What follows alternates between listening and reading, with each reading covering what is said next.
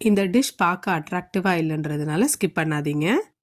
அட்ராக்டிவாக இல்லை அப்படின்னாலும் பார்க்க டெம்டிங்காக இல்லைனாலும் இது ரொம்ப ஹெல்தி அண்ட் சூப்பர் ஈஸி. இந்த ஈஸியான ஹெல்தியான சிக்கன் ஃப்ரைட் ரைஸ் எப்படி பண்ணுறதுன்னு பார்க்கலாம்.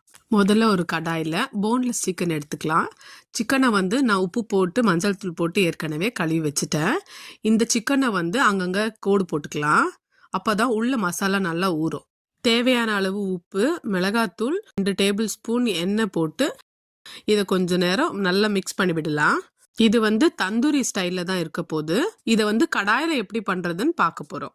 ஆயில் ஏற்கனவே போட்டுட்டதுனால நான் அப்படியே கடாயை எடுத்து ஸ்டவ்வில் வச்சுட்டு டோஸ்ட் பண்ணிக்கலாம். இப்போ இதை ஃப்ரண்ட்டு பேக்கு எல்லா சைடும் நல்லா வெந்திருக்கிற மாதிரி பார்த்துக்கணும். எல்லா சைட்ஸும் பொறுமையாக ஒரு 4 to 5 மினிட்ஸ் வச்சு பண்ணோன்னாவே நல்லா டோஸ்ட் ஆகிடும்.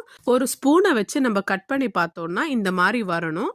இப்படி வந்துருச்சுன்னா சிக்கன் வந்து வெந்துருச்சுன்னு அர்த்தம். இப்போ ஒரு கடாயில் 2 டேபிள் ஸ்பூன் எண்ணெய் போட்டுக்கலாம். எண்ணெய் சூடானதுக்கப்புறம் கட் பண்ணி வச்சுருக்கிற ஆனியன் ஆட் பண்ணிடலாம். ஆனியன் நல்லா ஃப்ரை ஆகட்டும். ஒரு பிங்கிஷ் கலருக்கு வந்தால் போதும். வந்ததுக்கப்புறம் கொஞ்சம் சால்ட் அண்ட் பெப்பர் ஆட் பண்ணிக்கலாம்.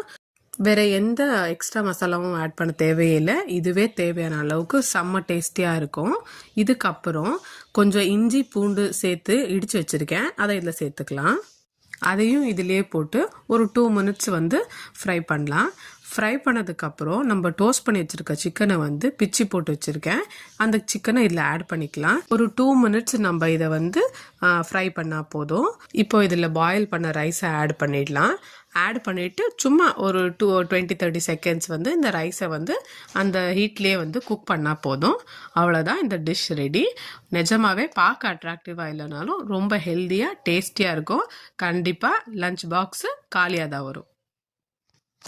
Thanks for watching.